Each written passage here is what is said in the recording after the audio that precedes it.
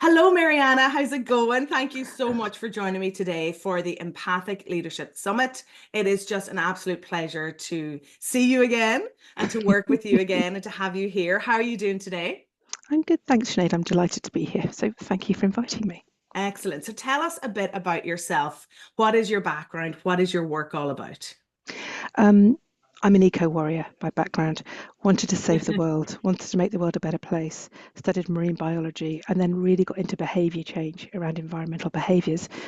And I met and married a man from Donegal, and I knew if I wanted to live here, I'd have to be self-employed.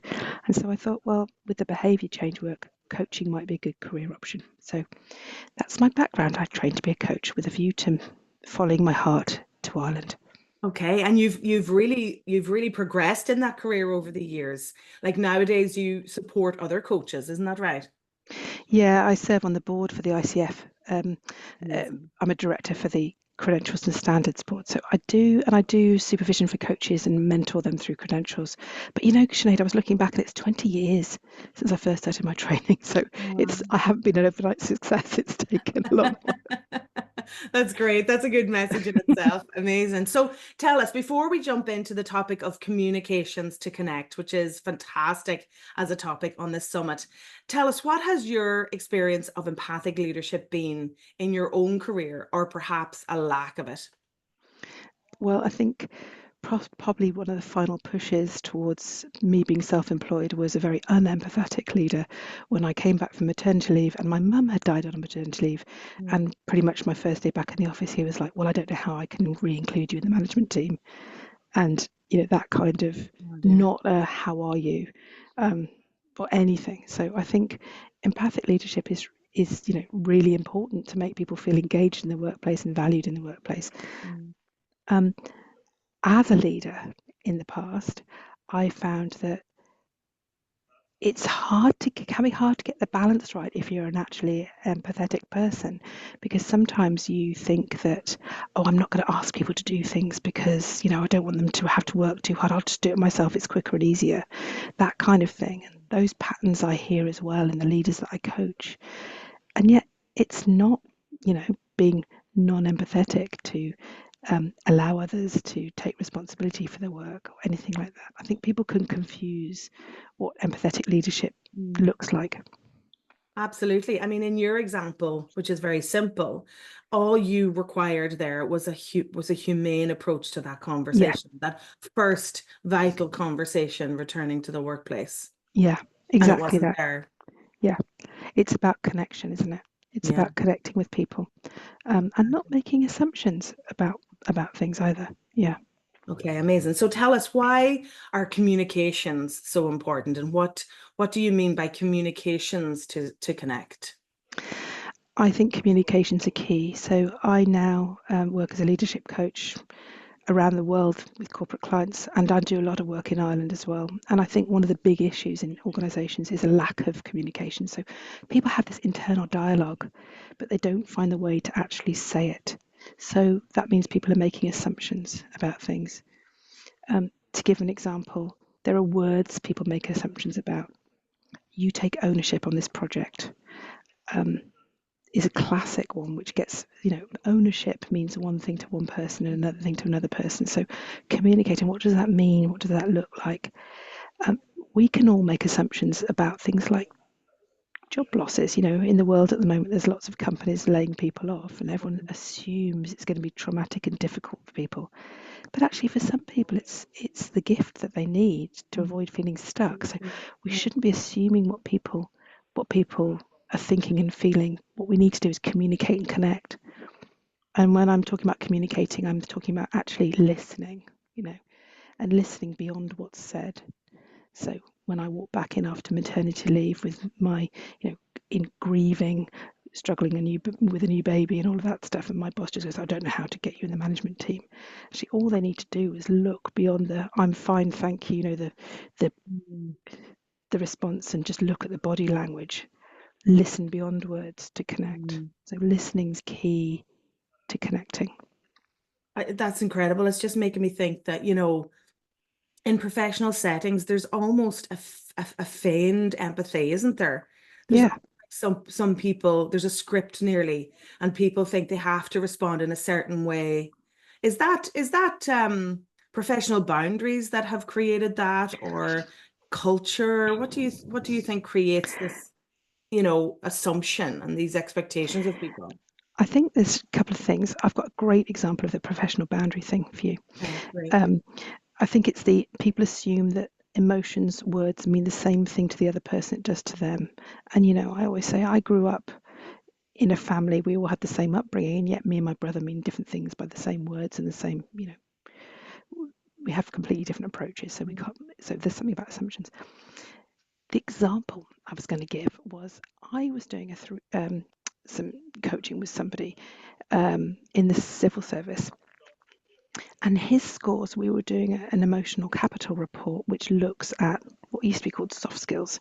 So this is the interpersonal skills that, highly empathic people treasure, and actually there's lots of research to show that everybody should be treasuring them as an important leadership skill in the workplace. Indeed. This person came up on his review as really low on empathy. Mm. And from what I knew of him, this wasn't true. He was an engaging person. He was, there was a humanity to him in the way he spoke. And when I asked him about this and we unpicked it a bit, what it was that he didn't want to cross that boundary. Mm. So he was so strict about what was professional and what was personal that he never asked people about their families. He never shared any updates about what he'd done at the weekend. He was hardline. And the Wow. result was he came across as really low empathy because people thought he didn't care about them. Mm. So I think it's important to ask people what's important here, what are their boundaries, and respect them, but not make assumptions about Wow. what they might be. That's really interesting. And from your experience of this man, he was quite empathic, like he was Yeah, yeah. quite. But he had this really rigorous, like, don't Mm. go there, it's not professional thing. He was Mm. quite, well established in his career, let's say, gentleman. Right. And that was how he thought, what he thought was the correct thing to be. Yeah. You know, you It kind of don't you comes don't cross the boundary. it comes back to the shoulds, doesn't it? And I'd often talk about the should land, I call it should land. And it's very significant for highly sensitive people and for empathic people. And sometimes we're we're so good at kind of turning down the volume on the incredible traits that we have because we think we should, that maybe a lot of the empathic leadership is being lost out there because the people who are empathic don't feel empowered to be so, to actually express that empathy. Yeah, I would call it having courageous conversations. And Yeah, another way to good. communicate, to connect. Okay. There was there's a very simple exercise that we can do, which is to go back over some of these conversations and think, okay, what did they say? What did I say? What was I thinking when I said that? And what difference might it have made if I'd actually said what I was thinking? Hmm. Because loads of people have this internal dialogue, I feel inferior, don't want to look stupid. Hmm. And actually, if some of this came out of their mouths, the conversation would move on much quicker. Right. But Yeah. people kind of they don't want it to, they don't want to appear in a certain way, or they don't want to assume things, so they don't actually say it. But it's almost like everyone is like subconsciously aiming for this one standard, this one way that you're supposed to be. And that doesn't exist.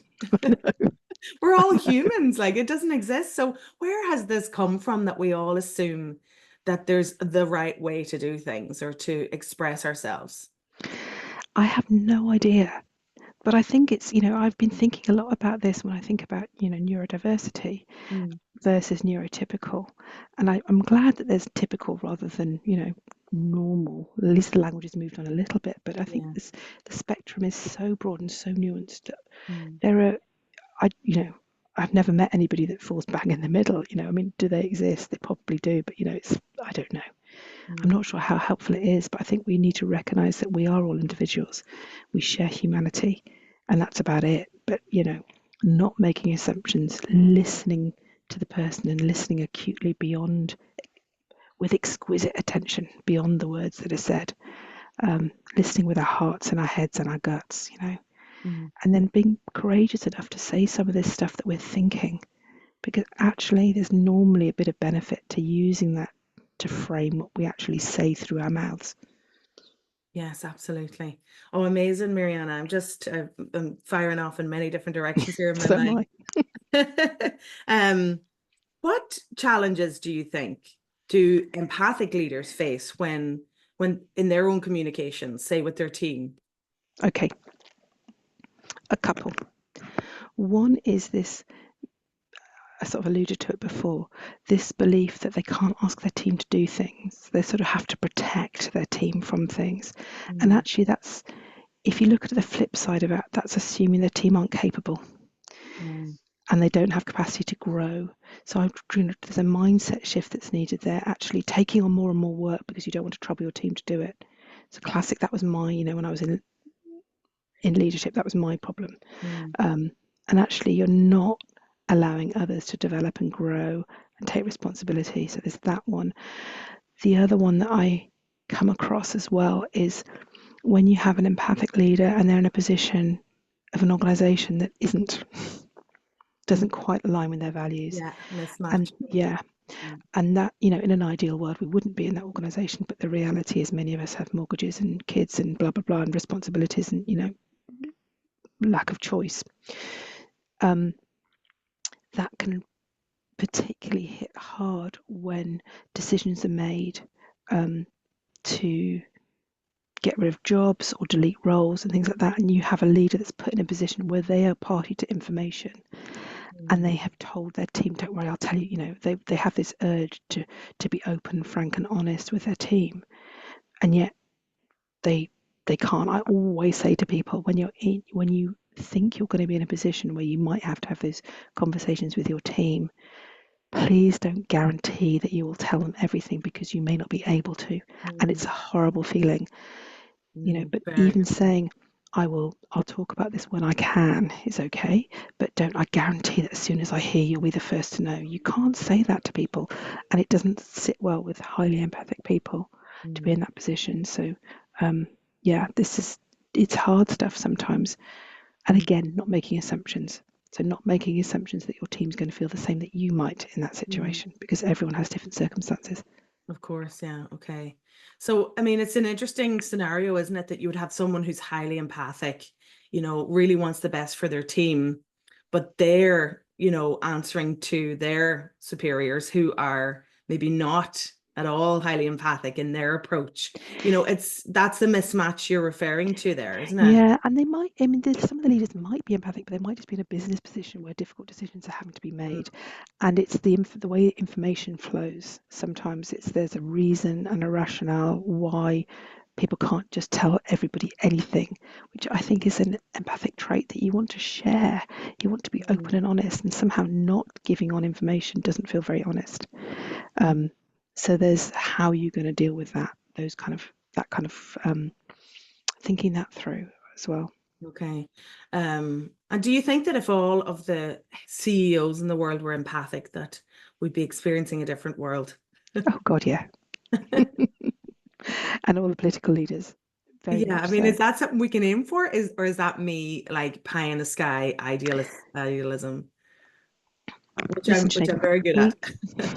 we live relatively close, so I have a feeling that we need to start digging bunkers in our land and making up a new world. The thing that really strikes me is that it feels horribly like the world history goes in loops, I know, doesn't it? because we are at a moment in time where it feels worryingly possible that we might be going in a retrograde step. Yeah, Um, So, I think these are important questions to be asking, and I definitely. wish there was an easy solution. But, it can't be pie in the sky optimism. Surely, Can't if be. we united and created a movement, then it might be Exactly. possible. I think so. I mean, it does boggle my mind that, I mean, history does tend to repeat itself. But alongside that, you have events like this. You have lots of people who are We should all be directing their learning. empathy. You know what I mean? Yeah, exactly. We are learning more and more about Yeah. the positive side of things. So why are some people completely going in the Going opposite the other direction? way. Yeah. You Yeah. know, I suppose we could get into a spiritual conversation on this today, but that's veering off topic, isn't it? So tell us how we can communicate to connect. So you've told us to listen exquisitely. I love that phrase. And don't make assumptions. Are there any other tips you have for us? I think, yeah, I think the number, I don't know, I wanted to say number one is the way I talk, and I don't know that is the most important, but I think it's important to think, what do you want the person to understand? Mm, Most people focus on what they want to say. And actually, if you could flip and think, what do I want that person to understand at the end of our conversation? That's a really good start point. mm. So instead of blah, blah, blah, this happened, this happened, this happened, this happened, this happened, just filter it to, this is what, I want them to understand at the end. That's a great way to maybe approach a meeting or one of these courageous Yeah, conversations, isn't it? I think so. Yeah, that's Yeah. fantastic. And have you had any of these courageous conversations in your career? Do any pop into your mind? I'm putting you on the spot now, sorry. Well, as a coach, I have one that I've talked about in the past, but it was, I'm a coach supervisor and I'm in supervision. And I can remember having a conversation with somebody, and it was going through their 360, and this person had lots of feedback that they were very defensive.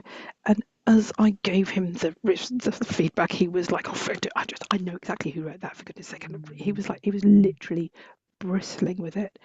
And I was observing him and thinking, I can't wait to have the conversation with my coach supervisor about how this person became very defensive when he was given the feedback that he was defensive. And then I thought, I'm a coach. My supervisor's going to say, and why didn't you say that? And I'm a coach, and this is actually my job Yeah. to say that. And actually, all I did was notice it. Do you know? I'm curious about this. You go with that curiosity because you don't know that this person's been defensive. All you're doing is Observe. noticing, observing. Mm, It seems almost like you are. mm. Okay, so you're offering there. That's the You're offering. observing what you notice and Mm, spotting the reaction. mm. And funnily enough, having had that conversation, it felt courageous because I was like shying away from it, because actually a big man and being defensive is quite, you do have to be courageous to Absolutely. just hold up the mirror sometimes. Mm. But it was the turning point in our conversation because we could really unpack it a bit, and he valued the feedback, and I felt that I could have those conversations with him and that they were the important conversations to have.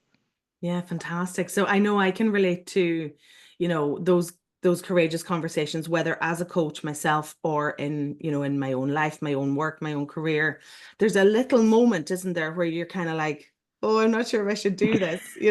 There's like a little spark of maybe anxiety, but often that can be an indication that you're onto something there, Yeah, that is the clearer point to go for communication. Isn't that yeah. I think you're absolutely right. And the other thing is that for me in the past, that if I ignore that little spark and think about how I'm going to handle it in a way that's going to connect with empathy, if I ignore the little spark, it suddenly builds up and I just go, right? Yeah. that's, Yeah. Okay. There you and go. all hope of connection has gone. So Yeah. I think Yeah. it's worth just paying attention to the little sparks and thinking, okay, what Exactly. does this mean? Why is this important? What's this telling me? And I Yeah. think from our conversation today, I'm taking that, that listening to that spark is about trusting yourself in those communicative conversations, because maybe to bring more empathy into the workplace and into leadership, people do have to trust themselves, trust their instincts a bit. Yeah. And you've just raised a really important point. Trust yourself to know there's something going on, but don't assume that you're right about exactly what that might be. Yeah. So it's Yeah. Very trust good. yourself to think, hey, what's going on here? It's almost as if, or is to ask the question and to question what that might be. But don't think, well, I'm feeling that you're defensive, so you must be being defensive. Yeah. It's notice the feeling Mm. and share it So and wonder what it might be. fantastic. Yeah. So trust, but then add in some wonder and curiosity Yeah, as yeah, yeah, opposed to yeah, jumping yeah, to conclusions. and yeah. So yeah, Fantastic. trust but don't assume. Trust Mm. the feeling, because the Yeah. feeling is the indication there's something worth exploring, Hmm. but don't assume you know what that is. Okay. And And this all comes down to, as a coach, your body and you are the tool here. It's notice the physical sensation, notice the heart starting to notice the uncomfortable feeling, and share that. It's important. Yeah, absolutely. I love that. That's fantastic. So trust, but don't assume. Yeah. So amazing, Mariana. It's been such a pleasure learning from you today and hearing all of your wisdom. Do you have any resources that you'd like to offer our attendees? I sure do. Maybe the ones that are interested in a coaching approach to their work, perhaps. Yeah, I've got a book, an ebook, which is just 50 tips to becoming a better coach. So it's sharing some of these ideas. And I think even leaders, or anybody actually might benefit from it. I think anyone will Parents. benefit from that because Yeah, it's all based on communication. it The is. work of a coach, our work, so Yeah. Even with your fantastic. neighbours, your colleagues, your friends, we can all do with communicating more effectively and Yes, courageously exactly. sometimes. And empathically, of course. Yes, of course. Fantastic. Okay, well, Mariana, thank you for your time and energy today. An absolute pleasure as always. I will see you very soon, I hope. Lovely. Thank you.